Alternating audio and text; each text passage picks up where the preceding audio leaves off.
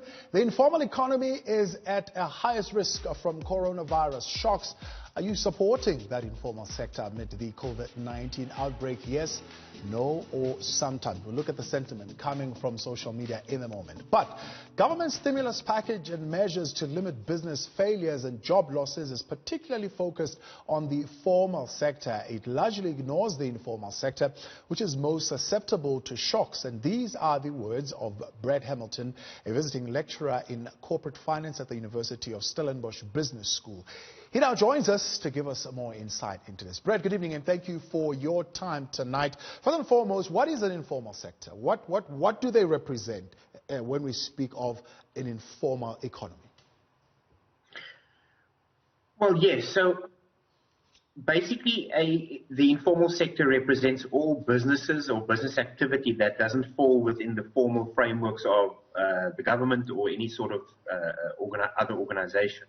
So what that basically means is most of these businesses are not registered for tax purposes. They're not registered in terms of meaning a formal business, so CIPC documents and these sort of things.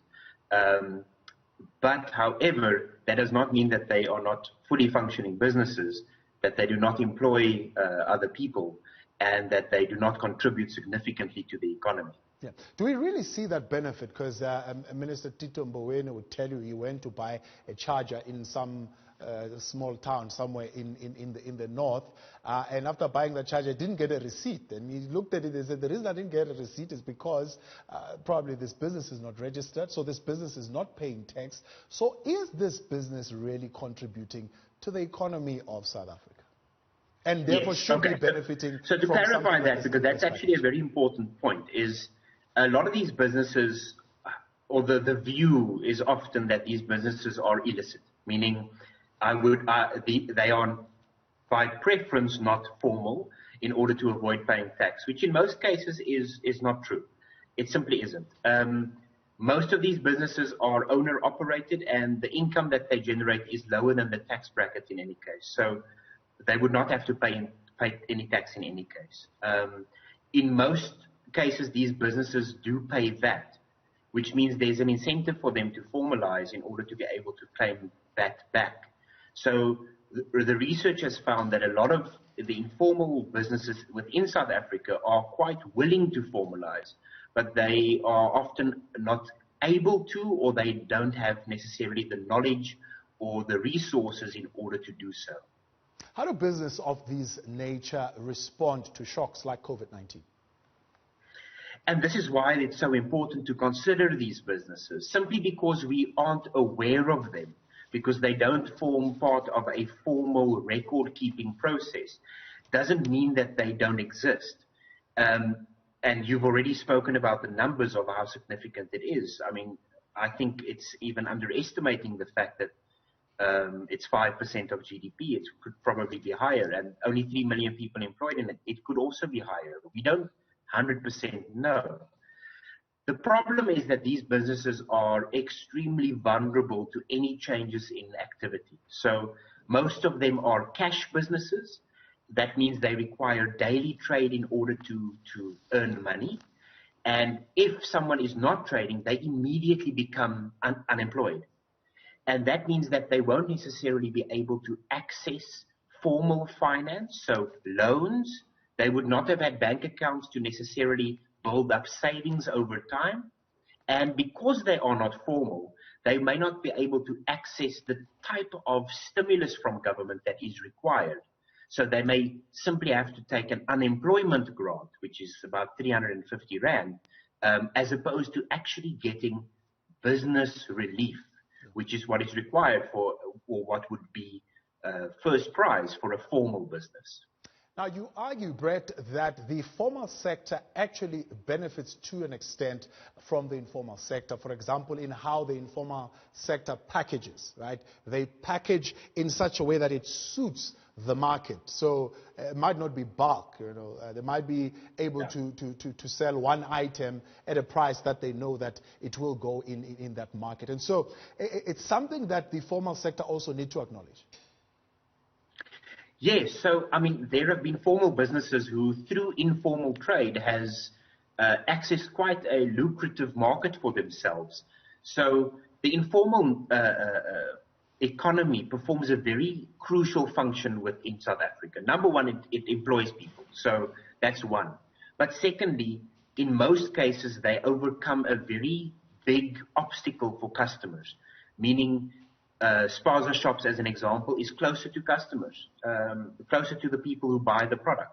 Secondly, they make it available, like you mentioned, single items instead of packaged in bulk, which means they are catering to the needs better than the formal network to certain customers. So they definitely have a role to fulfill. Secondly, they are the customers of formal businesses. So an informal business would buy a bulk item from a formal business and then repackage it, which means the informal trade is actually a customer, a arm of the formal economy, which means it has quite a significant role to play in South Africa. What should government be doing then in support of these businesses? You've already mentioned as far as funding is concerned, but how do we formalize them? It is very difficult. The drive to formalize the informal trade has been going on for decades. Naturally, it is a difficult process to drive, not simply because of spatial distances, people not necessarily having the legal support in order to formalize, or the accounting knowledge to formalize.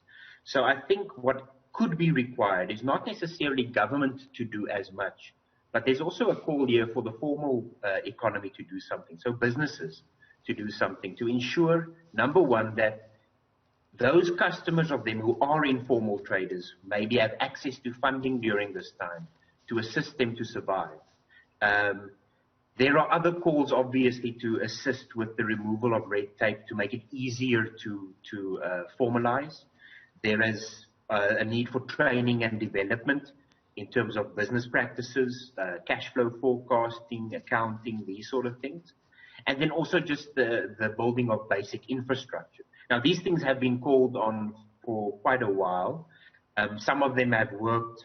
They have been implemented. It's obviously not a perfect world, so there have been challenges, and the call for those things continue. Yeah. However, I think businesses themselves have a role to play. So currently, if you have a supplier development program, use this program to identify informal businesses who may form part of this program and assist them. Use other networks like schools and churches to also reach out to the informal network to assist them.